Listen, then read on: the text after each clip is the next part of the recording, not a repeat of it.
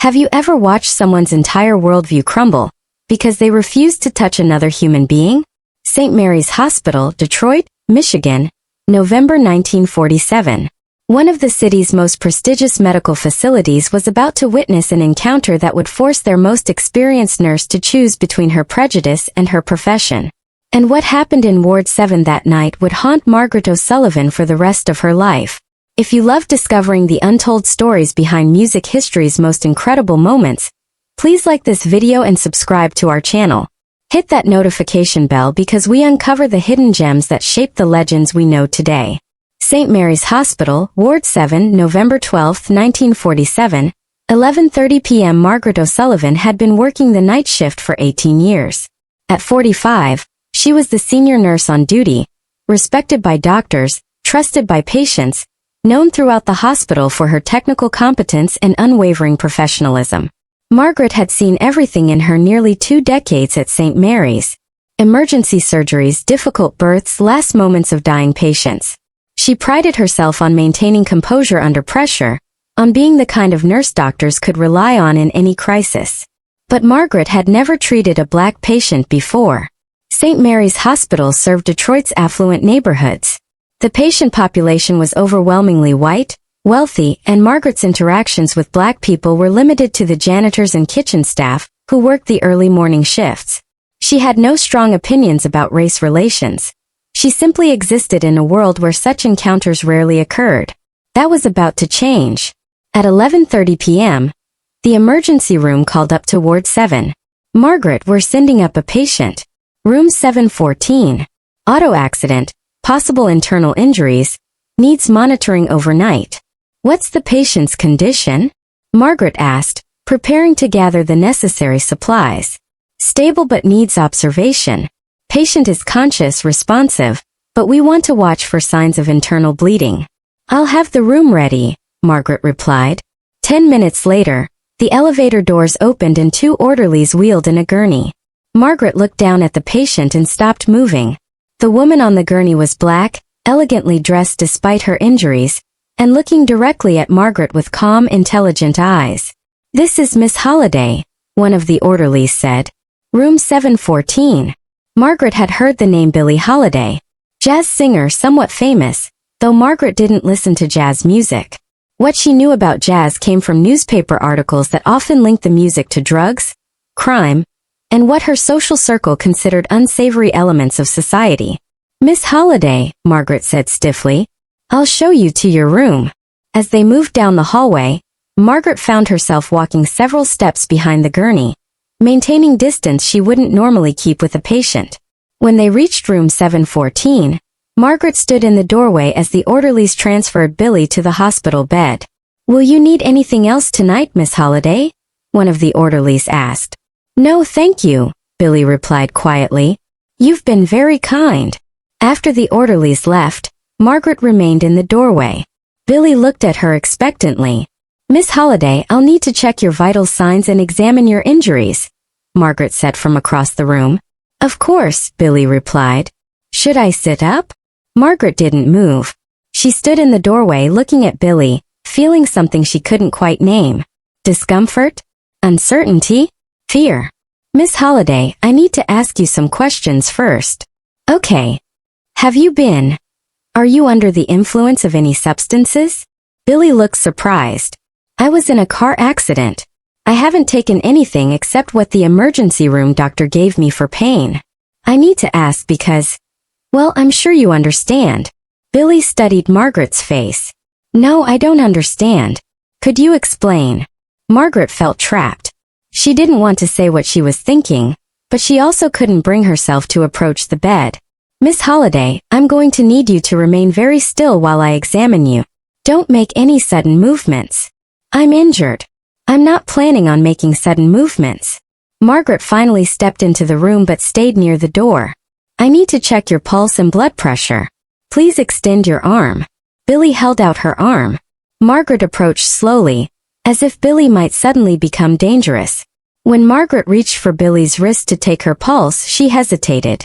Her hand hovered over Billie's skin for a moment before she pulled back.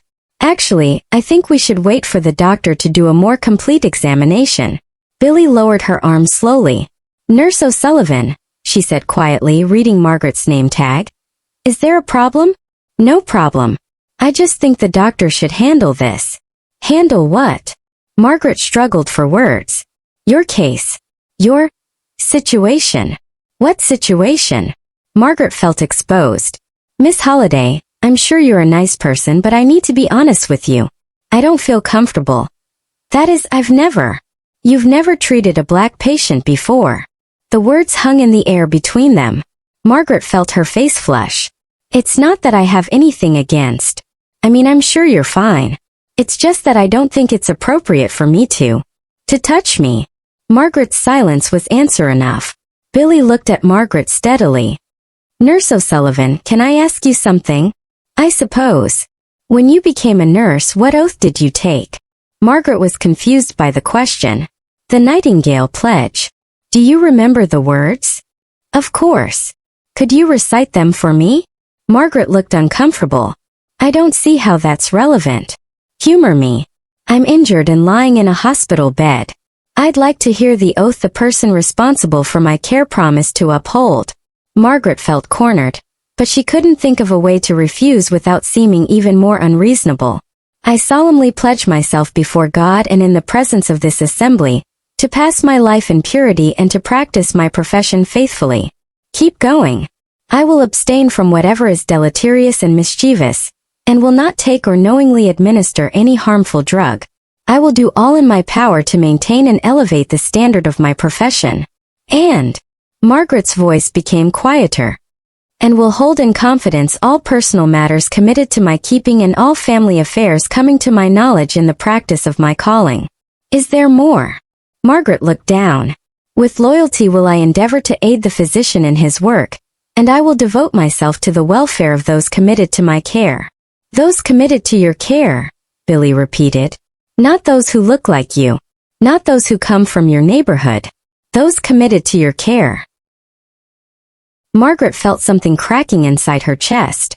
Nurse O'Sullivan, when you took that oath, did anyone mention race? No. Did anyone say you should only provide care to white patients? No. Then why are you standing across the room instead of taking my vital signs? Margaret couldn't answer. The question was too direct, too honest, too impossible to deflect. Because, Margaret said finally, I've never touched a black person before. And you're afraid. Yes. What are you afraid of? Margaret struggled with this question. What was she afraid of? Disease? Violence? Contamination? When she tried to identify the fear specifically, it seemed to evaporate. I don't know, Margaret admitted. Nurse O'Sullivan, I'm going to tell you something, and I want you to listen carefully. Margaret nodded. I've been hurt by white people. I've been refused service, called names, treated like I was less than human. I've been spit on, pushed around, and told I didn't belong in places where I had every right to be. Margaret felt shame wash over her. But right now I'm lying in a hospital bed, injured and needing medical care. And you're the nurse on duty. So despite everything I've experienced, I'm trusting you to do your job. Miss Holiday, I'm trusting you to overcome whatever fear you have, and provide the care you promised to provide when you took your oath. Margaret felt tears forming in her eyes. I don't know if I can. Why not? Because I've been taught. I've always believed. What have you been taught? Margaret struggled to articulate beliefs she'd never had to explain before. That we're different. That there are boundaries. That mixing is wrong. Who taught you that? Everyone. My family, my church, my community. And what have you learned for yourself? What do you mean? Have you ever personally had a bad experience with a black person? Margaret thought about this. No. Have you ever been hurt by a black person? No. So your fear isn't based on your own experience? No. It's based on what other people told you to think. Margaret realized this was true, and the realization was devastating. Nurse O'Sullivan, I need you to take my vital signs. Not because I'm demanding it, but because you promised to provide care to anyone who needed it. Margaret looked at Billie lying in the hospital bed. Injured, vulnerable, asking for nothing more than the medical care she had every right to expect. Slowly, Margaret walked toward the bed. Her hands were shaking as she reached for Billie's wrist. When Margaret's fingers touched Billie's skin to take her pulse, she felt nothing unusual. Warm skin, steady pulse, a human being needing medical attention. Your pulse is strong, Margaret said quietly. Thank you. Margaret checked Billie's blood pressure, listened to her breathing, examined her injuries. Throughout the examination, she found herself surprised by how normal everything felt, how human Billie was. Miss Holiday, Margaret said when the examination was complete, I owe you an apology. For what? For being afraid of you for no reason. For almost refusing to do my job. For letting other people's prejudices affect how I treated you. Billie was quiet for a moment.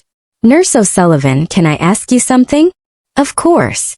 What was the worst thing that happened to you when you touched me? Margaret considered this question. Nothing. Nothing bad happened at all. And how do you feel now? Margaret thought about this. Ashamed. But also, relieved. Relieved of what? Relieved of carrying around fear that didn't make any sense. Nurse O'Sullivan, do you think you'll be afraid to treat black patients in the future? Margaret shook her head. No. I don't think I will. What changed? I discovered that you're just a person who needed medical care. And providing that care didn't hurt me or change me in any negative way. Did it change you at all? Margaret considered this. Yes. It made me realize that most of my beliefs about race weren't really my beliefs. They were just things I'd been told. And what do you believe now? I believe that people are people. And that my job is to provide care to anyone who needs it, regardless of what they look like. The next morning, Dr. Harrison made his rounds. When he reached room 714, he found Margaret sitting beside Billie's bed, chatting quietly about music, travel, and life experiences. Good morning, Miss Holiday, Dr. Harrison said. How are you feeling? Much better, thank you. Nurse O'Sullivan has taken excellent care of me. Dr. Harrison looked surprised. Margaret was known for being professional but distant with patients. He'd never seen her engaging in personal conversation during her shifts. Margaret, how was the patient's night? Stable vital signs throughout. No signs of internal bleeding. Miss Holiday should be ready for discharge later today. After Dr. Harrison left, Billie looked at Margaret. Nurse O'Sullivan, what will you tell your colleagues about treating me? What do you mean? Will you tell them it was difficult? Unpleasant? Something to be avoided? Margaret thought about this. No. I'll tell them it was exactly like treating any other patient who needed care. And if they don't believe you, then maybe they need to discover what I discovered. Which was that fear based on ignorance is a choice. And I can choose something different. 3 months later, Margaret O'Sullivan submitted a request to the hospital administration to transfer to Ward 3, which served Detroit's integrated neighborhoods. When asked why she wanted to make the change, Margaret simply said, I want to practice nursing the way it was meant to be practiced. The transfer wasn't without challenges. Some of Margaret's white colleagues questioned her decision, wondering why she would choose to work in what they considered a less desirable assignment. Why would you want to work with those people? One nurse asked. Margaret's simple response was, because they're people who need medical care. Margaret quickly discovered that her new patient population was diverse in ways she'd never experienced. Black families from Detroit's growing industrial neighborhoods, recent immigrants from the South seeking better opportunities, working-class families of all backgrounds who couldn't afford the exclusive care at hospitals like the old St. Mary's.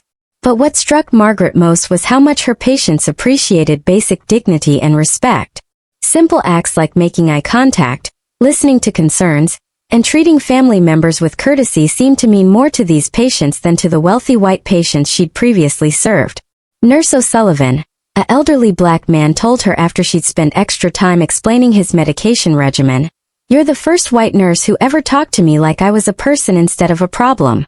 These interactions reinforced Margaret's growing understanding that her encounter with Billie Holiday hadn't been unique. The fear and prejudice she'd felt was part of a larger system that dehumanized black patients throughout the medical system. Margaret began to notice things she'd never seen before.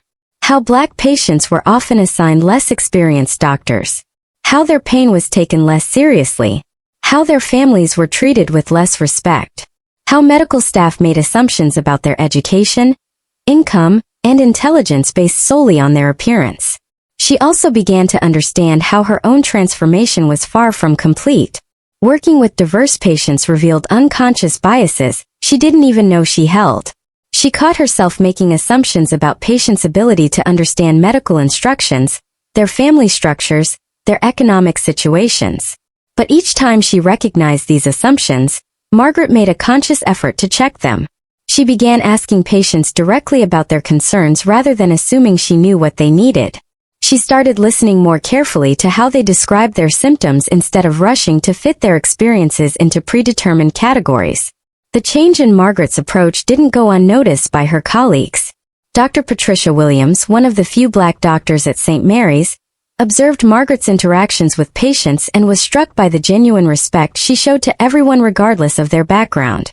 "Margaret," Dr. Williams said one day, "I've been watching you work and I have to ask, did someone teach you to interact with Black patients this way? Or did you learn it somewhere else?" Margaret thought about the question. "I learned it from a patient," she said finally. "Someone who taught me that being a good nurse means seeing every patient as a whole person, not just a medical problem." "That's unusual," Dr. Williams replied. "Most white nurses I work with seem to think they need special training to treat Black patients. Like we're a different species or something." "I used to think that way too," Margaret admitted. "I was wrong." Dr. Williams looked surprised. "What changed your mind?" "I realized that my fear wasn't protecting me from anything real. It was just keeping me from doing my job properly." This conversation led to an unexpected friendship between Margaret and Dr. Williams. Patricia had graduated from Meharry Medical College, one of the few medical schools that accepted Black students, and had faced enormous challenges establishing herself in Detroit's medical community. Through their friendship, Margaret learned about the barriers Black medical professionals faced, the assumptions they had to overcome, the extra burden of proving their competence in ways their white colleagues never had to consider. "Patricia," Margaret asked one day, "when you first met me, what did you think?" "Honestly, I expected you to be like most white nurses, professional on the surface, but with that underlying assumption that you knew better than any Black doctor what was best for patients. And now I think you actually listen. You treat patients like individuals instead of representatives of their race. That's rarer than you might think." Margaret was quiet for a moment. "Patricia, can I tell you something?" "Of course. A year ago, I wouldn't have been able to have this conversation. Not because I was malicious, but because I'd never thought deeply about how race affected medical care." "What changed?" Margaret told Patricia about her encounter with Billie Holiday, about her initial refusal to provide care, about the conversation that forced her to examine her own prejudices, about the moment when she realized that fear based on ignorance was a choice. Patricia listened quietly, then said, "Margaret, do you realize how rare that is? Most people spend their entire careers without ever questioning their assumptions about patients who look different from them. Why do you think that is? Because it's easier to maintain distance. If you see Black patients as fundamentally different, you don't have to think about systemic inequalities in healthcare. You can just assume that disparities in treatment are somehow natural or justified. But they're not. No, they're not. They're the result of thousands of individual decisions made by healthcare providers who've never been forced to examine their own biases." Margaret worked in the integrated ward for the rest of her career. She became known as one of the most compassionate nurses at St. Mary's, someone who treated every patient with dignity and respect regardless of their background. But more importantly, Margaret became a mentor to younger nurses, particularly those who struggled with treating diverse patient populations. She didn't lecture them about prejudice or diversity. Instead, she modeled behavior that demonstrated how to see every patient as fully human. "Margaret has a gift," Dr. Williams told other colleagues. "She can help people overcome their own biases without making them feel attacked or defensive. She just shows them a better way to practice medicine." In 1965, Margaret was interviewed for a hospital newsletter about changes in medical care. When asked about the most important lesson she'd learned in her nursing career, she said, "I learned that the oath I took as a young nurse meant what it said. All people committed to my care deserve the best care I can provide. No exceptions, no conditions, no excuses." The interviewer asked if she could elaborate. I once almost let fear prevent me from doing my job. A patient taught me that fear without reason is just ignorance wearing a disguise. Once I removed the disguise, I discovered that caring for people is the same regardless of what they look like. Can you give an example of how this changed your practice? I stopped making assumptions about what patients could understand, what their families were like, what their needs might be. I started asking questions and listening to answers. I discovered that when you treat people with respect, they respond with trust, and that trust makes medical care more effective for everyone. Margaret never mentioned Billie Holiday by name in that interview, but she kept a newspaper clipping about Billie's music career in her nursing bag for the rest of her life. Sometimes during difficult shifts, she would look at the clipping and remember the night she learned to see past her own fear. The story of Margaret O'Sullivan and Billie Holiday never made headlines. There are no hospital records documenting the conversation that changed Margaret's approach to nursing.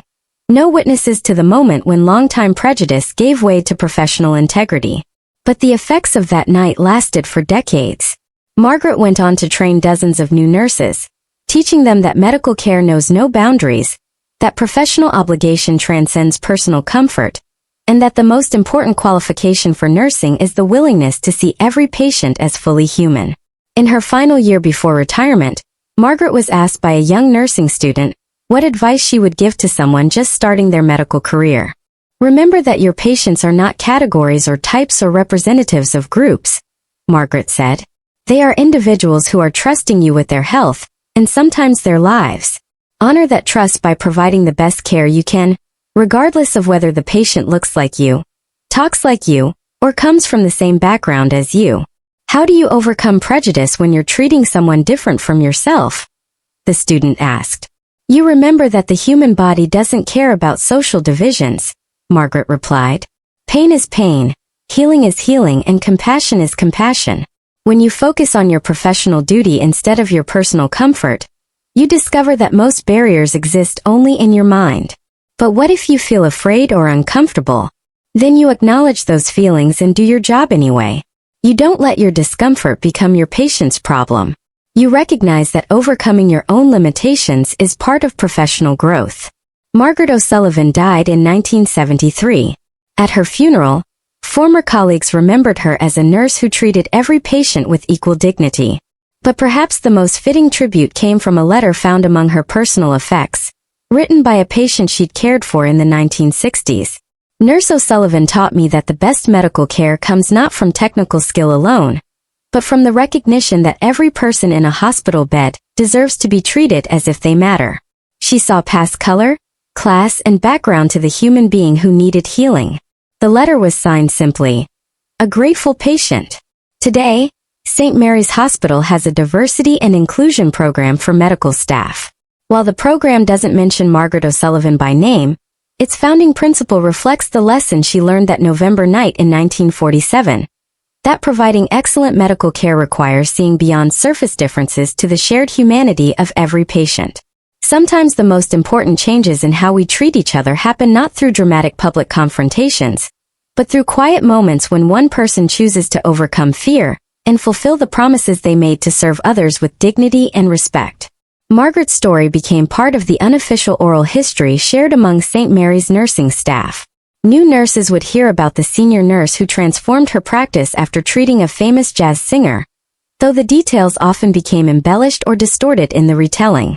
But the essential truth remained, that a single encounter between two women from vastly different backgrounds had demonstrated the power of professional integrity to overcome personal prejudice. Years later, when St. Mary's Hospital integrated its staff and began actively recruiting Black nurses and doctors, Margaret's approach became a model for how healthcare providers could work together across racial lines. Dr. Patricia Williams, who eventually became Chief of Internal Medicine, would often tell new staff members, "Good medical care isn't about treating diseases. It's about treating people. And treating people well requires seeing them as individuals, not as representatives of whatever group you think they belong to." The lesson that Margaret learned from Billie Holiday, that fear without reason is just ignorance wearing a disguise, became part of the institutional culture at St. Mary's, not because it was written in policy manuals, but because it was demonstrated in the daily practice of healthcare providers who understood that their professional obligations transcended their personal comfort zones.